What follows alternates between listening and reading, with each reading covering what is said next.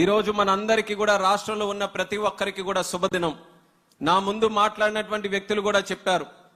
Annadata Sukhibhava PM Kisan Samman Nidhi Yojana ద్వారా చేసినటువంటి బ్రహ్మాండమైనటువంటి కార్యక్రమం.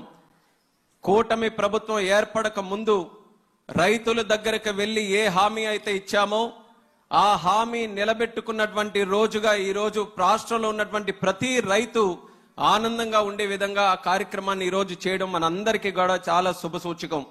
ఒక పక్కన ఆ కార్యక్రమం అయితే మరొక పక్కన ఆంధ్రప్రదేశ్ రాష్ట్ర అభివృద్ధికి మూలం, అలాగే ఒక ఫౌండేషన్ ఇచ్చే విధంగా ఎన్నో రోడ్స్ ని ఈ రోజు మనం శంకుస్థాపన చేసుకోవడం, ఒక 2 ప్రారంభోత్సవం కూడా చేసుకోవడం మరొక శుభదినంగా భావిస్తున్నాను. అయితే ఈ శుభగడియలు కేవలం నాయకులందరూ కలిసినప్పుడే కాదు. ఏ రోజైతే రాష్ట్ర ప్రజలందరూ కూడా నిర్ణయించుకొని రికార్డు స్థాయి మెజారిటీలో ఆంధ్రప్రదేశ్ రాష్ట్రంలో కూటమి ప్రభుత్వాన్ని ఏర్పాటు చేశారో ఆ రోజు నుంచి ఈ రోజు వరకు ప్రతి రోజు కూడా మనకి శుభదినమే, ప్రతి గడియ కూడా శుభ గడియలుగానే మనం అందరం కూడా ముందుకు నడిపిస్తున్నామని తెలియజేస్తున్నాను. ఎన్నో కార్యక్రమాలు ఈ గత సంవత్సరం నాటిలో ఎన్ని కష్టాలు మన రాష్ట్రానికి ఉన్నా సరే అందరి తాలూకా కలయికతో, అందులో అతి ముఖ్యమైనటువంటి కలయిక ఈ రోజు దేశం గర్వించేటటువంటి నాయకులు, the most popular leader in the entire world, the Prime Minister of India, భారత సింహం అయినటువంటి నరేంద్ర మోదీ గారు, అలాగే మన రాష్ట్ర ముఖ్యమంత్రి వర్యులు చంద్రబాబు నాయుడు గారు, మరొక పక్కన ఉప ముఖ్యమంత్రి పవన్ కళ్యాణ్ గారు, వీళ్ళు ముగ్గురు తాలూకా కలయికలో రాష్ట్రం ఎన్ని కష్టాలు ఎదుర్కొన్నా సరే ప్రజలకి మేమున్నాం, మీ కష్టాలని తొలగించడానికి మేమందరం కూడా కృషి చేస్తున్నామని గత సంవత్సరం కాలంలో ఎన్నో అద్భుతాలు ఈ రోజు రాష్ట్రంలో సృష్టించారు. అందులో ఈరోజు రోడ్స్ తాలూకా విషయం చూసుకుంటే గత 5 సంవత్సరాలు చాలా కోల్పోయాం. భారతదేశం ఏ రకంగా అభివృద్ధి చెందిందో ఇప్పుడే మనం మాట్లాడుకున్నాం. సుమారు 12 కిలోమీటర్లు ఒక రోజు హైవేలు దేశంలో నిర్మించబడుతుంటే 10 సంవత్సరాలు నితిన్ గడ్కరీ గారు ఆ శాఖని ముందుకు నడిపించిన తర్వాత సుమారు 30 కిలోమీటర్లు ప్రతి రోజు కూడా హైవేస్ నిర్మించే స్థాయికి తీసుకొని వెళ్లారు. 53,000 కోట్లు 2014లో రోడ్ ట్రాన్స్పోర్ట్ తాలూకా బడ్జెట్ ఉంటే దాన్ని 6 రెట్లు పెంచి సుమారు 3 లక్షల కోట్ల రూపాయల బడ్జెట్ వరకు తీసుకుని వెళ్ళినటువంటి నాయకుడు మన నితిన్ గడ్కరీ గారు.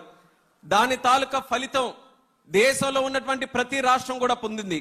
కానీ మన దురదృష్టం సరైన నాయకత్వం ఇక్కడ పెట్టుకోలేక విధ్వంసకరమైనటువంటి పరిపాలన, ఒక నీచ సంస్కృతి కలిగినటువంటి ఒక రాజకీయ శక్తులు ఇక్కడ ఉండడం వల్ల రాష్ట్రంలో మాత్రం ఏ మాత్రం మనం అభివృద్ధి చేసుకోలేకపోయాం. కానీ ఇప్పటికైనా ఒక శక్తిగా ఏర్పడినటువంటి ఈ కూటమి ప్రభుత్వం మళ్ళీ ప్రతి ఒక్క విషయం మీద కూడా దృష్టి పెట్టి కేంద్ర ప్రభుత్వం తాలూకా సంపూర్ణ సహకారంతో ప్రతి ఒక్క ప్రాజెక్టును కూడా ముందుకు నడిపించే స్థాయిలో నడిపిస్తున్నాం.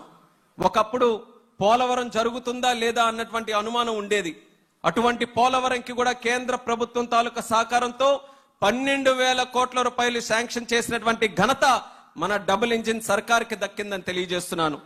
అలాగే విశాఖపట్నం స్టీల్ ప్లాంట్, విశాఖ ఉక్కు ఆంధ్రుల హక్కు అని ఎంతో మంది పోరాటం చేసి ప్రాణత్యాగం చేసినటువంటి రోజులున్నాయి.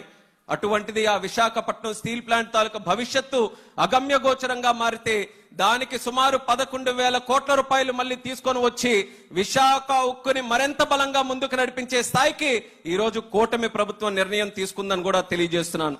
రైల్వే జోన్ కావచ్చు, ఇక్కడ ఈ ప్రాంత పరిసరాల్లో ఉన్నటువంటి రైతులు దేశంలో కాదు ప్రపంచంలోనే ఏ ఒక్కరు కూడా అంత పెద్ద సుదీర్ఘమైనటువంటి పోరాటం చేయలేదు. మా అమరావతిలో ఉన్నటువంటి రైతులు, ఇక్కడ కుటుంబ సభ్యులందరూ కూడా చేశారు. మరొక్కసారి మీకు సెల్యూట్ చేస్తున్నాను.